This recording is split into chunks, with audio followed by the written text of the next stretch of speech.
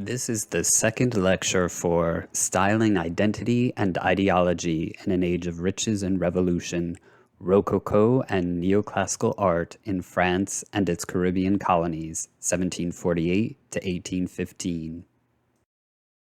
The focus for today is female patrons and subjects in Rococo art in the mid-18th century, often called an Age of Women. I will subdivide this into three major groups, including representations of Madame de Pompadour, allegorical portraiture, and other role-playing and painting. I'll reserve some of the more in-depth analysis of prominent artworks for our class discussions, but I would like to provide more thorough historical and other contextual information in this video. Let's return to the French royal court at Versailles. Louis XV, or Louis XV, was the French king of the Bourbon dynasty from 1715 to 1774.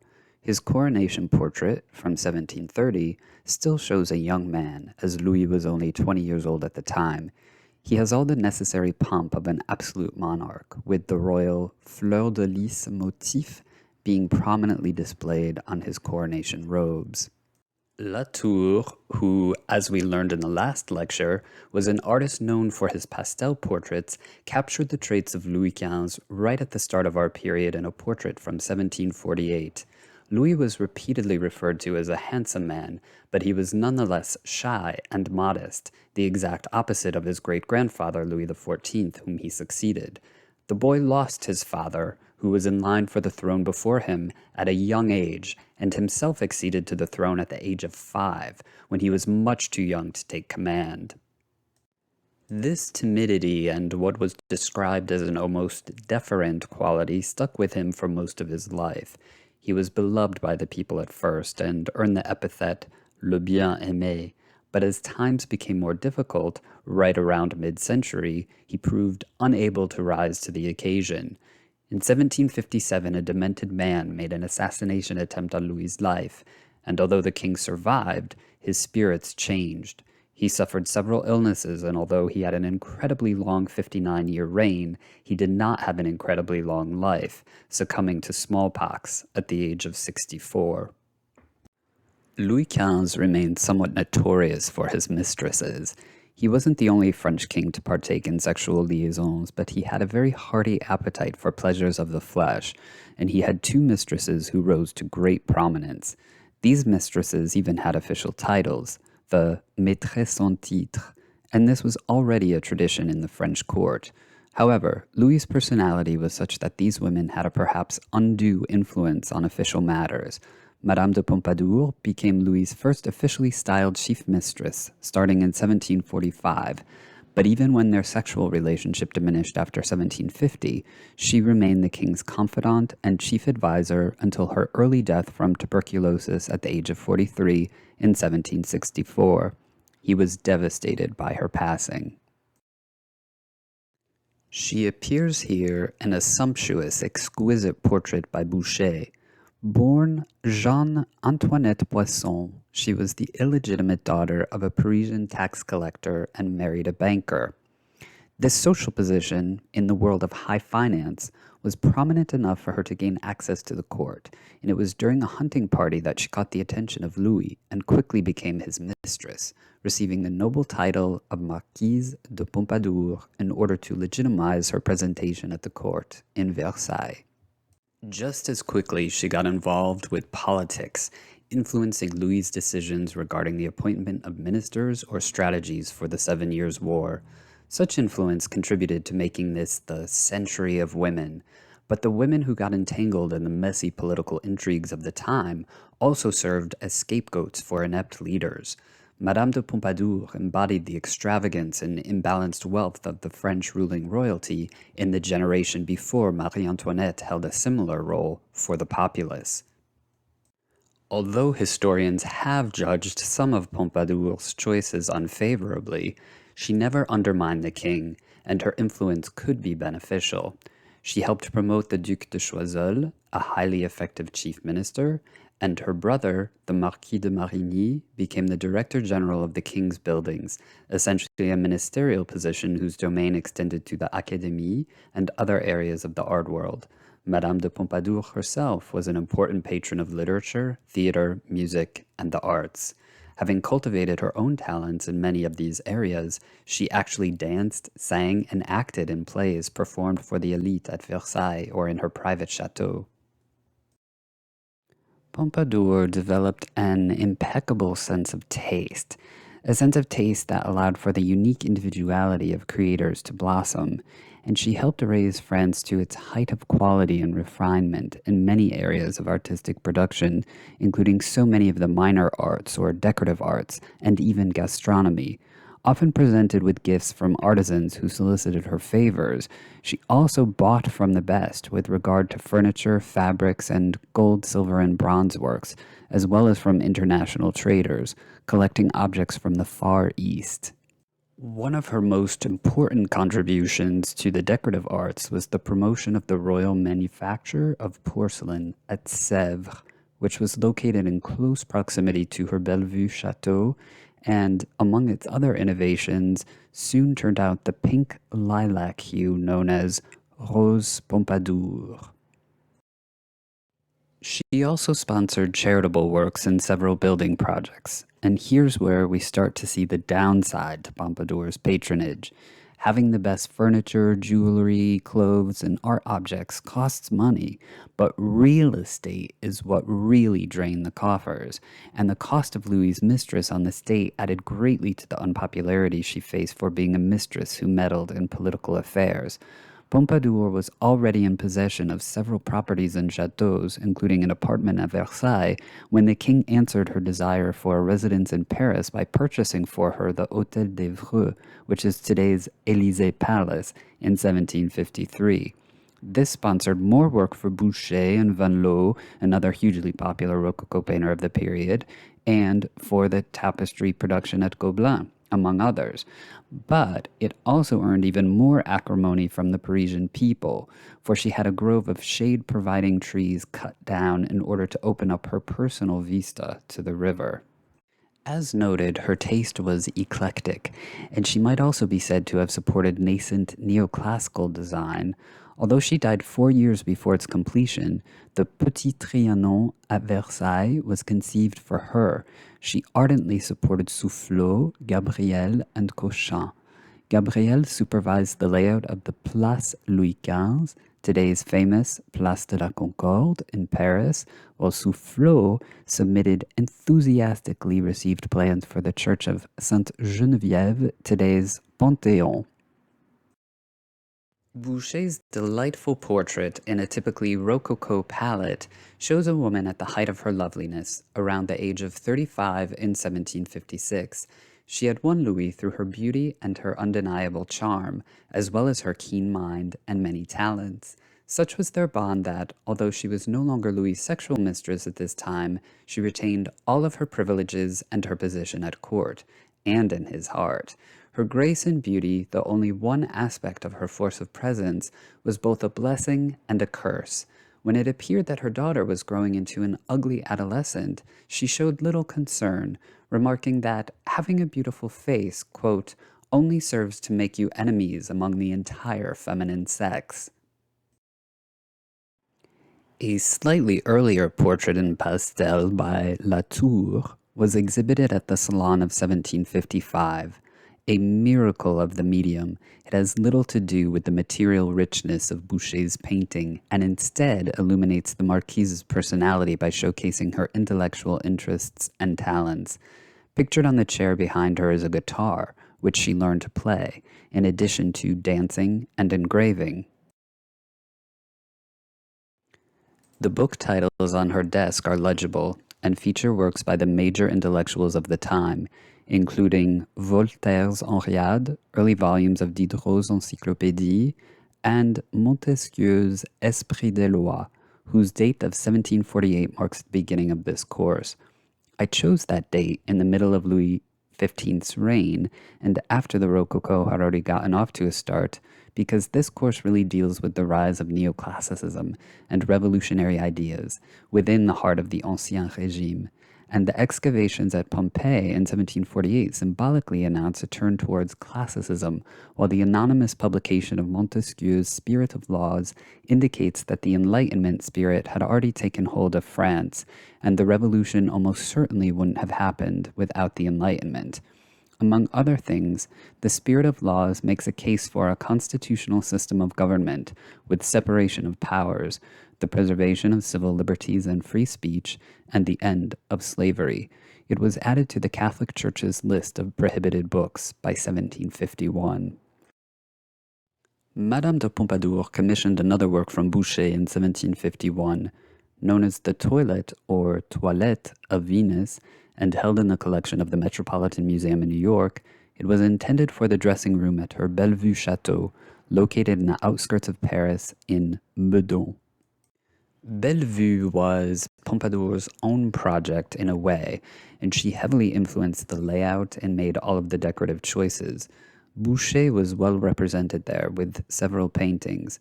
Of course, as I mentioned, this wasn't the first residence that Louis XV offered as a gift to his mistress, and the public was far less interested in her cultivated patronage than they were in the overspending of public funds on the luxurious lifestyle of the royal entourage. In 1750, Pompadour actually performed the title role in a play staged at Versailles called La Toilette de Vénus, and while this is not intended to be a portrait, it's almost certain that a flattering allusion was intended. As usual, the bodies of the goddess and her cupids are soft and supple, with a powdered peaches and cream complexion. There is a wealth of different textures and materials. The carved, gilded Rococo sofa and the silk, velvet, and gold damask drapery are somewhat heavy and over-elaborate. There is a kind of Baroque effusion, with a gold vase and a bronze censer with the smoky vapors coming out, jewelry, flowers, doves, and a large column in front of the natural background. But the compactness and the subject matter, all rendered in a refined, harmonious Rococo palette of golden yellows, teal blues and greens, and ruby pinks, suggest intimacy. Boucher's painting is exquisite as always. However, both he and Madame de Pompadour quickly fell out of favor and never fully recovered. For the reasons mentioned earlier, Pompadour became a reviled figure, and neoclassicists would look back at the Rococo style of this period and derisively call it Pompadour. Already in 1753, the critic Lafont critiqued what he called the effeminacy of art at its Rococo heights. However, David, who was 3 years old in 1751 but would become the most important exponent of the neoclassical style in the 1780s, would declare, "Not just anyone can be a Boucher." That terse statement sums up Boucher's outstanding virtuosity as a painter. Even his worst contemporary critics admitted this. The Abbé de Rênal said, "We don't have a more graceful painter than Boucher, but he works for money and subsequently wastes his talent." The extent to which we can really equate this image of Venus with the Marquise may be partially determined by how common this type of portraiture was at the time. Since the Renaissance, when portraiture emerged as a viable genre and pagan subjects were syncretized with Christian ones, sitters might be rendered in the guise of mythological as well as religious figures. To be in the guise of a figure usually connotes something a bit different than being en costume. A duality emerges as the sitter is conflated with the character. But the conflation is complex, since the character's features are not known and therefore could not be recognizable. This allows anyone to slide into the role and lend his or her features to the character. But we cannot make a clean break. In the images here, for example, Andrea Doria is Neptune and Artemisia Gentileschi is Saint Catherine, or rather, these characters simply borrow their features. On the other hand, the sitters would likely display their portraits in places where they would be recognized, thus making these doubly mere portraits of them in costume. But this is not merely playing dress-up. We could say the duality is allegorical and intended to equate the qualities of the character with the real-life sitter. For example, to illustrate a sense of power or beauty or accomplishment, or even sorrow or suffering.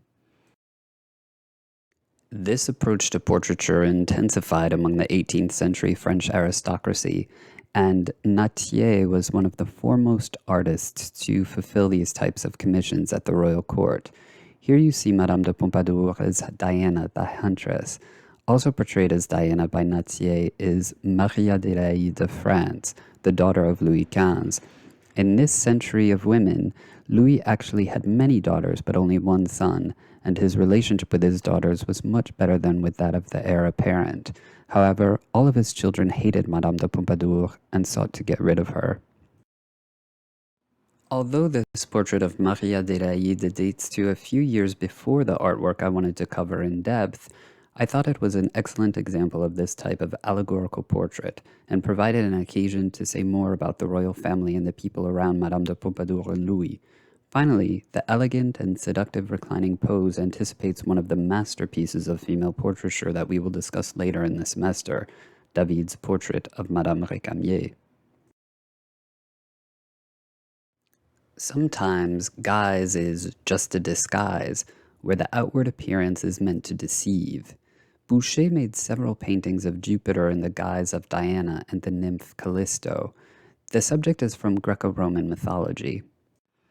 In Ovid's telling of the story, Jupiter, who made a habit of finding interesting disguises to seduce or abduct the mortals whom he admired, turned himself into the goddess Diana in order to gain access to Callisto, who was an attendant of Diana and who had inflamed him with desire. Ovid reports that, upon greeting her, Jupiter, as Diana, greeted her with uncustomarily salacious kisses. Callisto started to tell Diana about her day's hunt when Jupiter as Diana interrupted her with an embrace and, quote, betrayed his true identity in committing his crime. Callisto became pregnant, and the story ended badly for her when first the real Diana found out, and then Juno, Jupiter's wife, found out and turned her into a bear. Boucher's version is thus a kind of interpolation. He has imagined an extended scene of tenderness between Callisto and the false Diana. Jupiter's eagle in the upper right corner is the strongest visual clue that the father of the gods is the concealed protagonist of the story, while Diana in disguise is identified by the crescent moon at her forehead, along with the fur and other references to hunting. Little cupids make clear that erotic love is blossoming. One even makes to prick Callisto as she distractedly loosens the grip on one of the hunting arrows in her quiver. Whatever subtext our brains may be aware of, the image remains a depiction of love between women, a lesbian scene imagined by a heterosexual man. Rather than a commission, Boucher probably conjured up this lesbian fantasy himself with the intention of selling it on the market. It is first documented in a small private collection. Clearly drawn to the subject, the sexagenarian Boucher depicted it 4 times between 1759 and 1769. A version from 1763, held by the Met, was publicly exhibited at the Salon of 1765, though it was already privately owned. Boucher excelled in the depiction of female forms and dispensed with male figures as often as possible. Other paintings show female pairs in rather sensuous poses that ostensibly reflect only the physical intimacy and closeness that women so naturally share. Other times, an enlaced female pair might appear as a secondary motif in a larger mythological painting, as in this detail of 2 nymphs from the lower left corner of a larger painting depicting Apollo revealing his divinity to Issa. Boucher knew the body so well, he became less and less dependent on models as time progressed, and often reprised successful poses with only slight modifications. However, there is a beautiful preparatory study for the aforementioned nymph that suggests Boucher conceived of her within a womanly embrace from the very start. This reminds us that large narrative paintings are often composite pictures of beautiful figural studies that capture the artist's fancy. Flirting with lesbianism in the visual arts was clearly not problematic. In fact, the 1759 rendering of the 2 women was so well liked that it was engraved for a wider audience and eventually painted on enamel for a Sèvres porcelain vase dating to about 1770. The vase shows a reverse image, since it was taken from the engraving, which, due to the printing process, results in the mirror image of an engraved surface. Incidentally, the vase owes its name to the traditional belief that it formed part of a gift presented to the South Indian Sultan Tipu Sahib by Louis XVI in 1788. However, a closer look at the list of porcelain gifts intended for the Sultan does not include a vase of this type, a so-called vase bachelier et à couronne. You might note that the fired blue ground surface is the highly characteristic bleu de Sèvres. The new Royal Porcelain Factory, which began as a small operation in the Château de Vincennes in 1740 before outgrowing its premises, moved under the initiative of Madame de Pompadour to Sèvres, just outside Paris, near her Château de Bellevue home in 1756. As for the original composition, it is somewhat conventional. We've seen other compositions that follow the same model in Boucher's work. You have a nude woman as the central feature. There is a triangular structure to the main part of the composition. You have the cupids floating above, and with the branches and drapery, they form an opposing upside-down triangle that turns the whole composition into an X. Over and over again, this stabilizing triangle with a dynamic, uniting diagonal seems to be Boucher's way of showing couples. Erotic depictions of women may happen alone, as well as in the company of other women, or men. The epitome of self-indulgent, sensual pleasure is embodied by the so-called odalisk from about 1745. What is an odalisk? It is a French word derived from the Turkish word for chambermaid. In its French form, it came to connote more of a harem concubine, and this conflation or even changing of meaning occurred because harem maids, who were generally slaves and served only the women of the harem, could be concubines. So, in a lot of ways, the term itself is as imaginative as the proliferation of paintings of odalisks in the Western world. They serve as a trope for sexuality, as the imagined purpose in the supposed indolent life of a concubine is to provide sexual satisfaction. Ironically, of course, the harem of the Turkish Sultan serves loosely the same function as the women that Louis XV constantly took to bed. These could be brief flings or they could be mistresses for a season, but they were not exclusive, and with the exception of Pompadour and Du Barry, they weren't lasting. But the odalisque sparks the European imagination for reasons beyond the obvious one of having at a man's disposal an available array of beautiful young women waiting to gratify his sexual desires. The displacement of sexual fantasy onto an exotic foreign culture has been necessitated by the moral mandates of Christianity. You may be surprised to learn that in the philosophical, libertine century that was 18th century France, the Church not only continued to hold sway over the social customs, but over many minds as well. Louis XV's Christian beliefs were at constant odds with his sexual urges. Having a mistress was both an unavoidable temptation and a source of spiritual torture.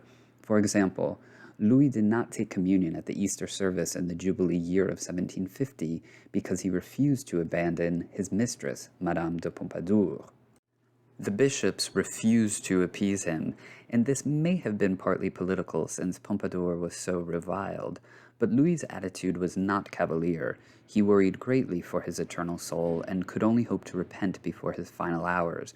It unsettled him and he worried about divine retribution, especially when his eldest daughter Henriette died a year later.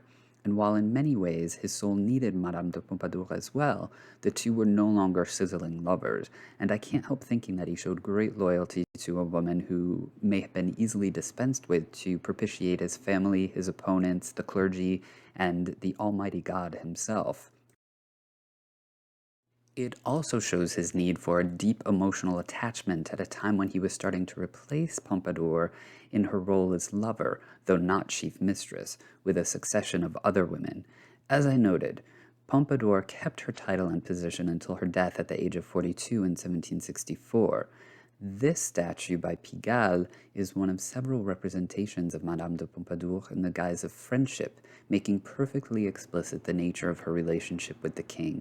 Still, for Louis's intransigent children and opponents, Pompadour remained nothing more than a whore, and so the psychic role of the foreign odalisk is to throw off all the fetters of Christian morality. But the odalisk evokes sexuality in another way, and that is the European association of the so-called Orient, which means the Middle East, not East Asia, and particularly the Ottoman Empire in the 18th century, with a certain kind of indolence and languor. The Europeans certainly had their opulence, and they certainly had their pleasures, but pleasure can become more of an idea in some ways than a reality. I mean, that's where fantasy serves, right? In the fantasy, the languor of the harem is abetted by stultifying agents that dulcify the pining for sexual reawakening, a world of sensual indulgence on either end. You'll notice the luxurious but comfy fabrics, you'll notice the incense burner, thus a sense of touch and smell add to the visual delights here. The odalisk would later be associated with the hookah and drug-induced states of mind via cannabis or opium, substances that offer a distancing from the rational constraints of the mind and an immersion into a pure sensory experience. And of course, the culmination of sensory pleasure happens in the physical act of sex.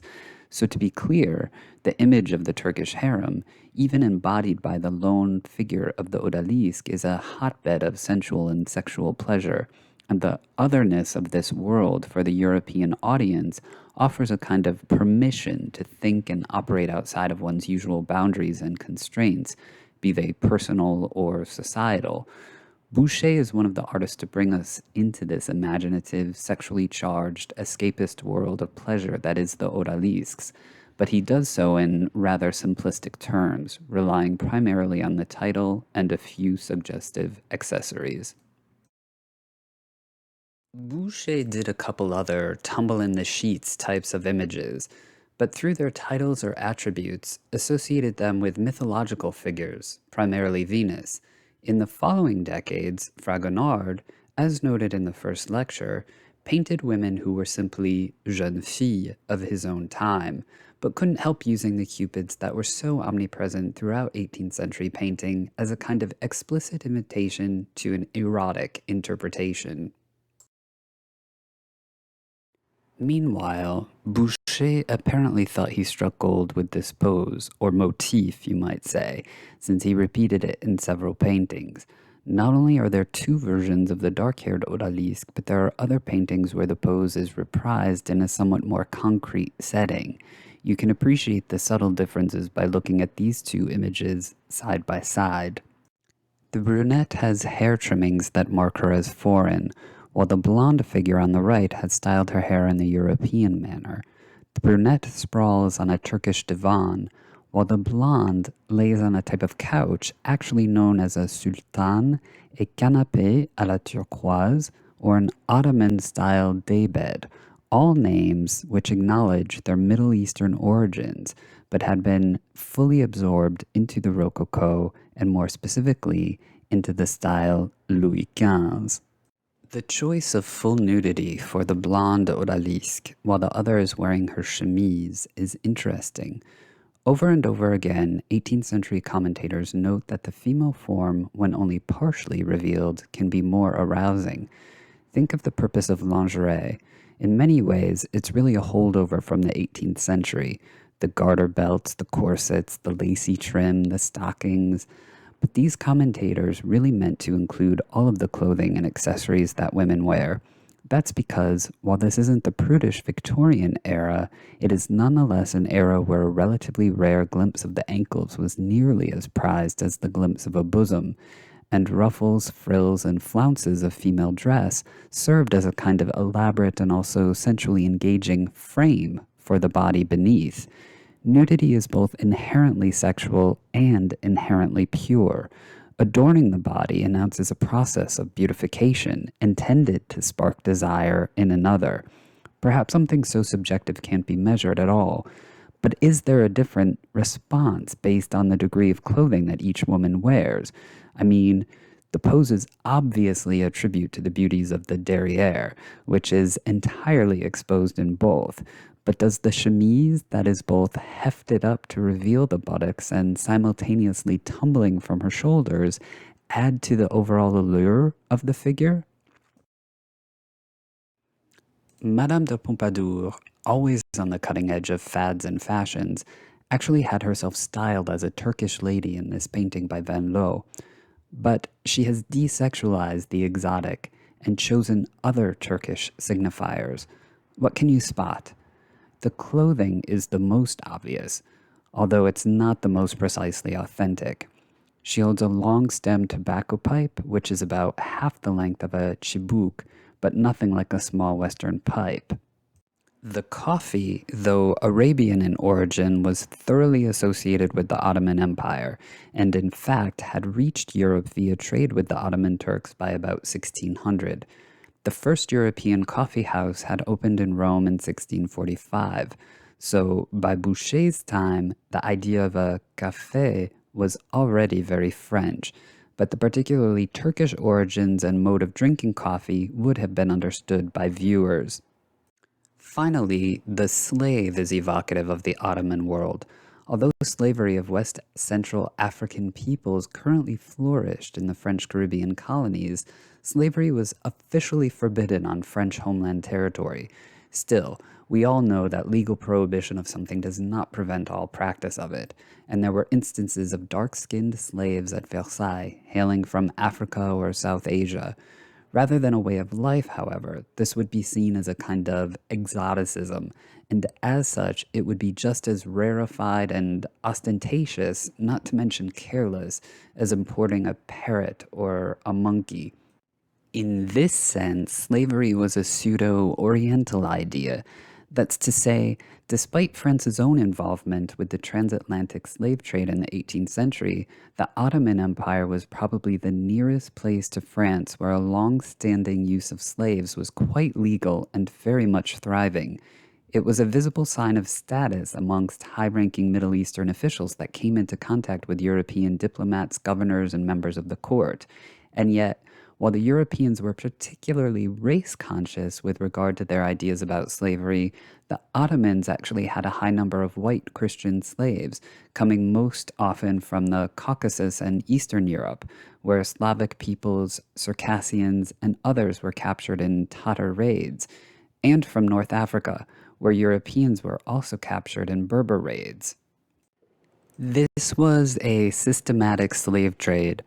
The more traditional means of gaining slaves was as prisoners of war, and the Ottomans fought many wars with the Europeans up to and after the fall of Constantinople in 1453. The Ottomans were Muslim, and the mainstream view is that the Quran accepts the institution of slavery. The most common motive for the purchase of slaves throughout Islamic history was sexual, as concubinage was a privilege of the elite class of men who could afford slaves.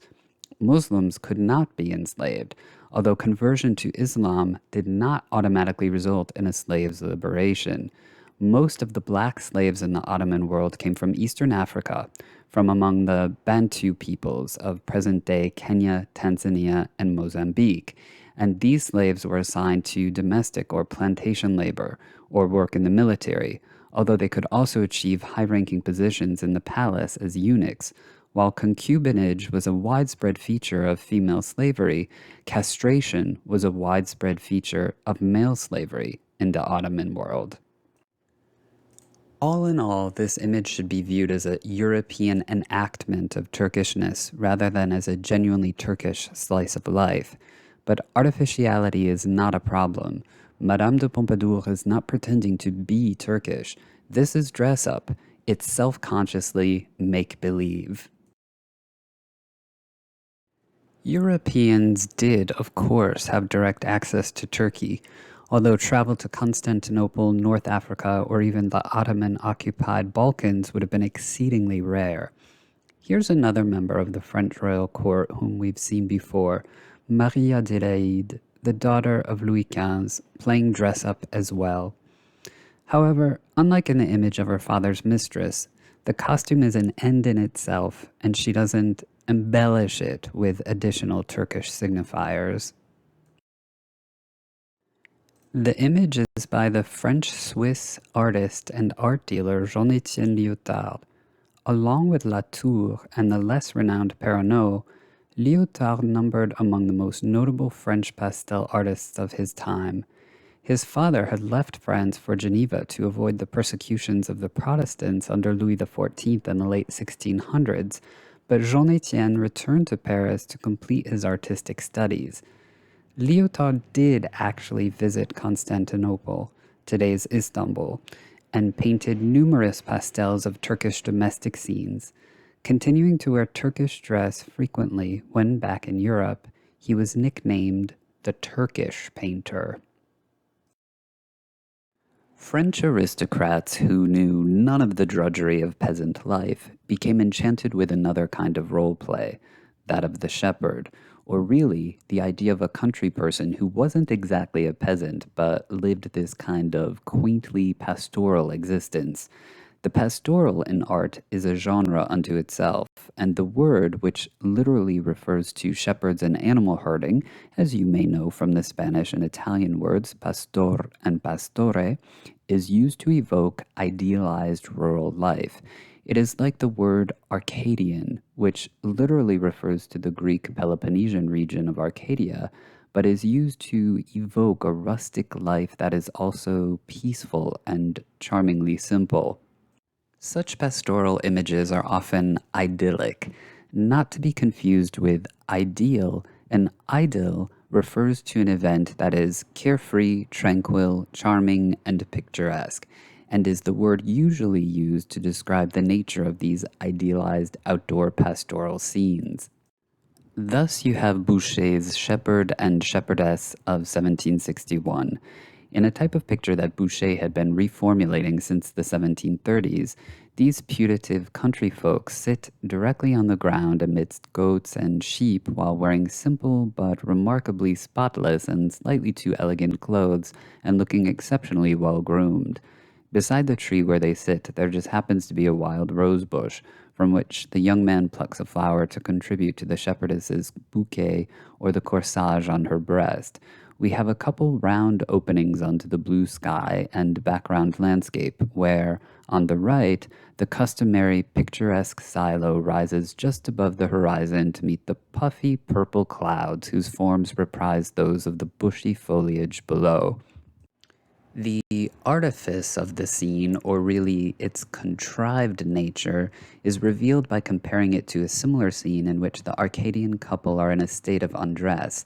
This convention places the work in the mythological realm, and scholars have determined that the likely subject is Daphnis and Chloe, whose pastoral romance is narrated in an early novel form by the ancient Greek author Longus.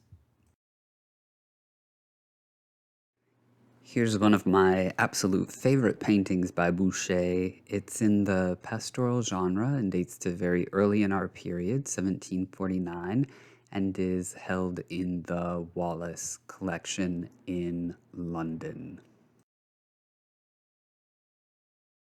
The Met also has a painting in the pastoral genre by Boucher. It's known as the Shepherd's Idol and dates to 1768, which is a rather late painting by Boucher. We may come back to this work quickly later in the semester. There are other broad topics suitable for this lecture focusing on women.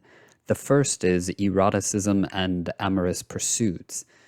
However, it was too difficult to condense the vast array of images on the important and fascinating subject into a few representative slides. Instead, we will explore it in much more depth in a later lecture that also gives us a chance to talk about prints.